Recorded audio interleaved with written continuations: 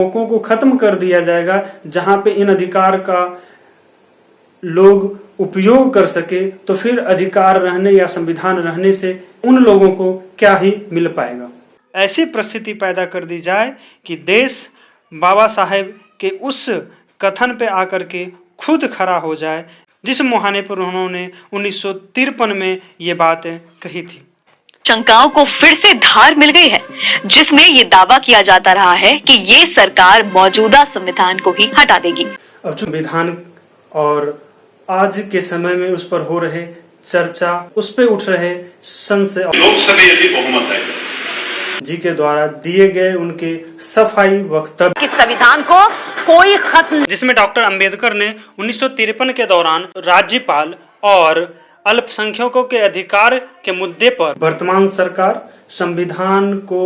तोड़ने मरोड़ने या फिर संविधान को बदलने का प्रयास का अनुच्छेद 368 यानी आर्टिकल 368 संसद को इसमें बदलाव करने की समान सरकार कोई भी अपने हिसाब से जो काम करती है उसका बचाव अपने संवैधानिक प्रावधानों के तहत ढूंढ खड़ी करती है। भावना है कि अनुच्छेद 370 का जाना कहीं न कहीं कश्मीर के लिए सुखद सुप्रीम कोर्ट के आदेश के बावजूद, लेकिन उस दौरान संसद से करीब 125 सांसदों का निलंबन किया जा चुका था। बीएसएनएल है उसका लगातार निजीकरण करती जा रही है और सवाल उठता है कि हमारा संविधान समाज के गरीब शोषित वंचित और महिलाओं को एक। नमस्ते साथियों, आशा करता हूं कि आप सभी स्वस्थ होंगे, मस्त होंगे और अपने जिंदगी में खुशहाल होंगे। तो सबसे पहले आज 14 अप्रैल यानी कि हमारे देश के महान नायक, महान नेता, समाज सुधारक, संविधान शिल्पी, भारत रत्न बाबा साहेब भीमराव अंबेडकर की 134वीं पुण्यतिथि पर आप सभी को एक प्यारा सा जय भीम। बाबा साहेब की इस 134वीं पुण्यतिथि और साथ ही साथ हमारे देश में चल रहे 2024 के आम लोकसभा चुनाव के मद्देनजर आज हम चर्चा करेंगे बाबा साहेब भीमराव अंबेडकर द्वारा वंचित, शोषित, पीड़ित और देश की आधी आबादी महिलाओं को उनके अधिकारों की रक्षा के लिए दिए गए मूर्त अस्त्र संविधान और आज के समय में उस पर हो रहे चर्चा, उस पे उठ रहे संशय और सवाल को लेकर के, और इन सवालों की कसौटी होगी। फिलहाल में अपने चुनावी सभा के दौरान हमारे देश के वर्तमान प्रधानमंत्री श्रीमान नरेंद्र मोदी जी के द्वारा दिए गए उनके सफाई वक्तव्य, इस संविधान को कोई खत्म नहीं कर सकता। आप मान के चलिए और मोदी के शब्द लिख के रखिए, बाबा साहब आम्बेडकर खुद आ जाए तो भी संविधान खत्म नहीं कर सकते हैं। संविधान सरकार के लिए गीता है, रामायण है, महाभारत है, बाइबल है, कुरान है, ये सब कुछ हमारे लिए हमारा संविधान है। और साथ ही स्वयं बाबा साहेब भीमराव अंबेडकर के द्वारा ही सन 1953 में राज्यसभा के एक बहुत ही गंभीर चर्चा के दौरान दिए गए वक्तव्य पे, जिसमें डॉक्टर अंबेडकर ने 1953 के दौरान राज्यपाल और अल्पसंख्यकों के अधिकार के मुद्दे पर राज्यसभा में अपने जोरदार समर्थन भाषण के दौरान कहा था कि यदि मुझे लगा कि संविधान का दुरुपयोग किया जा रहा है तो मैं इसे सबसे पहले जलाने वाला शख्स होऊंगा। दोस्तों, साथ ही आपको बताते चले कि प्रधानमंत्री जी का हालिया बयान के पीछे जो एक जरूरी वजह रही है वह वजह थी उनके ही पार्टी के अनंत हेगड़े जैसे नेताओं द्वारा दिए गए बयान और उनके सलाहकार, आर्थिक सलाहकार के द्वारा कुछ महीनों पहले इन बयानों पे।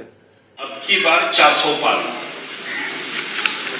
ಈ ಬಾರಿ 400ಕ್ಕೂ ಹೆಚ್ಚು ಸೀಟನ್ನು ಗೆಲ್ಲಬೇಕು ಅಂತ ಅವ್ರು ಹೇಳ್ತಾರೆ। ಯಾಕೆ 400 ಯಾಕೆ? ನಮಗೆ ಲೋಕಸಭೆಯಲ್ಲಿ ಬಹುಮತ ಇದೆ, 2/3 ಮೆಜಾರಿಟಿ ಇದೆ, राज्यसभा में प्रधानमंत्री के आसपास रहने वाले एक शख्स की सोच ने विवाद गहरा दिया है। ये शख्स कोई और नहीं विवेक देबरॉय हैं। पहचान इनकी अर्थशास्त्री की है और फिलहाल ये प्रधानमंत्री नरेंद्र मोदी के आर्थिक सलाहकार भी हैं। आजकल विवेक देबरॉय अचानक विवादों में आ गए हैं, जिस पर विपक्ष ने सवाल खड़ा कर दिया है। विवेक देबरॉय ने हाल ही में एक लेख लिखा है और इस लेख से उन आशंकाओं को फिर से धार मिल गई है जिसमें ये दावा किया जाता रहा है कि ये सरकार मौजूदा संविधान को ही हटा देगी। अब चूंकि देश के कुछ विपक्षी नेता कहें या फिर समाज के चिंतक हैं, संविधान विश्लेषक हैं, उनका भी मानना है कि वर्तमान सरकार संविधान को तोड़ने मरोड़ने या फिर संविधान को बदलने का प्रयास आगे आने वाले समय में कर सकती है। तो हम विश्लेषण करने का प्रयास करेंगे कि क्या इस हद तक वर्तमान केंद्र सरकार आने वाले समय में अपना रुख अख्तियार कर सकती है क्या। तो इस विश्लेषण को समझने के लिए सबसे पहले हम कुछ मुद्दों पर आपका ध्यान केंद्रित करना चाहेंगे और उससे पहले हम बात करेंगे देश की संसद को संविधान में बदलाव या संभावित समाप्त करने की आशंका के लिए प्राप्त शक्तियों पर। चूंकि संविधान का अनुच्छेद 368 यानी आर्टिकल 368 संसद को इसमें बदलाव करने की शक्ति प्रदान करता है, जिसके तहत संविधान लागू होने के तुरंत बाद यानी सन 1951 से अब तक करीब 125 से ज्यादा बार बदला जा चुका है। परंतु 1973 के केशवानंद भारती जैसे अपने अन्य जजमेंट के माध्यम से भारत के सर्वोच्च न्यायालय ने संसद की इस शक्ति पर अब तक नियंत्रण रखा हुआ है। सबसे पहला मुद्दा संविधान के अनुच्छेद 370, जी हाँ, जो कि कश्मीर को एक टेम्पररी विशेष दर्जा प्रदान करती थी, उससे संसद द्वारा 2019 में सरकार आने के तुरंत बाद हटाया जाना। अगर संवैधानिक प्रावधानों की बात करें तो उसमें साफ साफ लिखा है कि अनुच्छेद 370 को राष्ट्रपति द्वारा जम्मू कश्मीर के विधानसभा से प्रस्ताव के बाद ही राष्ट्रपति उसका अनुमोदन करके इसे पास कर सकती है। लेकिन जैसा कि आप लोगों ने देखा कि जब अनुच्छेद 370 को पास किया जा रहा था, उससे पहले ही जम्मू कश्मीर से उसके राज्य होने का दर्जा खत्म किया गया और उसे एक केंद्र शासित प्रदेश में बदल दिया गया। तो जी हाँ, यही है कुछ ऐसे मुद्दे जहां पर कि आपको सबसे पहले समझना होगा कि वर्तमान सरकार कोई भी अपने हिसाब से जो काम करती है उसका बचाव अपने संवैधानिक प्रावधानों के तहत ढूंढ कर ही करती है। अगर आप बात करें 370 को लेकर के तो यह एक आम राय बन सकती है हमारे पूरे देश में कि यह एक जरूरी कदम था। जी हाँ, कहीं न कहीं यह हरेक भारतीय और हरेक वर्तमान परिस्थिति में कश्मीर के लोगों की यह भावना है कि अनुच्छेद 370 का जाना कहीं न कहीं कश्मीर के लिए सुखद है। परंतु जहां तक बात करें संवैधानिक प्रावधानों की और संवैधानिक मान्यताओं की,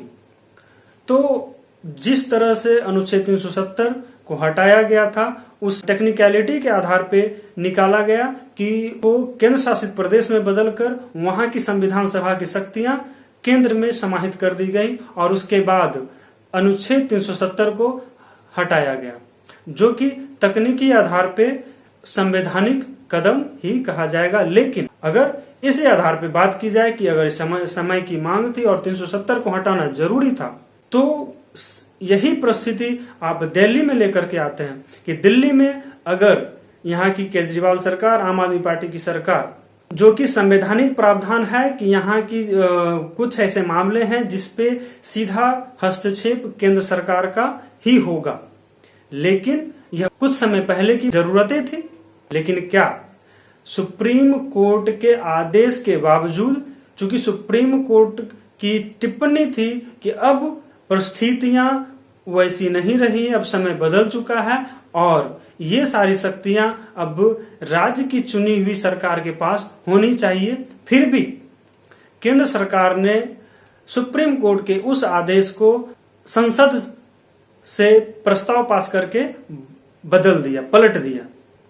और संवैधानिक प्रावधानों के अनुसार, जो कि संविधान में निहित है, जिसे असंवैधानिक नहीं कहा जा सकता, उस संवैधानिक प्रावधानों के तहत अपना कंट्रोल दिल्ली सरकार पे बनाए हुए है। तो यह कहीं ना कहीं एक स्टैंड की बात हो जाती है कि आपका किसी एक राज्य के लिए एक स्टैंड और दूसरे राज्य के लिए दूसरा स्टैंड दिख रहा है। अब बात करते हैं एक और मुद्दे पे कि पिछले संसद सत्र के दौरान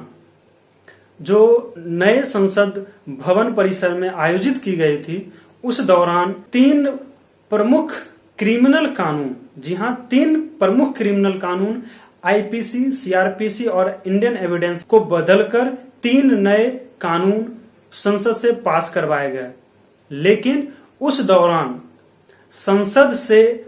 करीब 125 सांसदों का निलंबन किया जा चुका था और इस दौरान बिना बहस के इन तीनों महत्वपूर्ण कानूनों को पास कर दिया गया।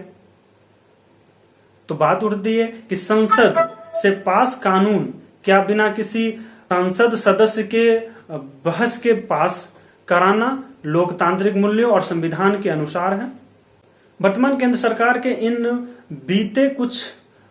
कदमों के अलावे अब हम बात करते हैं कि जो एक चिंता समाज के कुछ चिंतकों द्वारा, संविधान के कुछ चिंतकों द्वारा और विपक्ष के कुछ नेताओं द्वारा लगातार अगर बीजेपी की सरकार केंद्र में आती है तो वह संविधान के साथ खिलवाड़ करने का प्रयास करेगी। अगर इन संभावनाओं पे बात करें कि वर्तमान केंद्र सरकार कहीं न कहीं जो भी सार्वजनिक क्षेत्र की संस्थाएं हैं, रेलवे, एयरपोर्ट, सरकारी कंपनियां हैं, बीएसएनएल हैं, उसका लगातार निजीकरण करती जा रही है। और सवाल उठता है कि हमारा संविधान समाज के गरीब, शोषित, वंचित और महिलाओं को एक विशेष रूप से अधिकार देती है,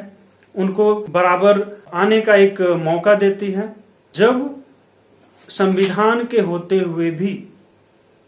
वैसे मौकों को खत्म कर दिया जाएगा जहां पे इन अधिकार का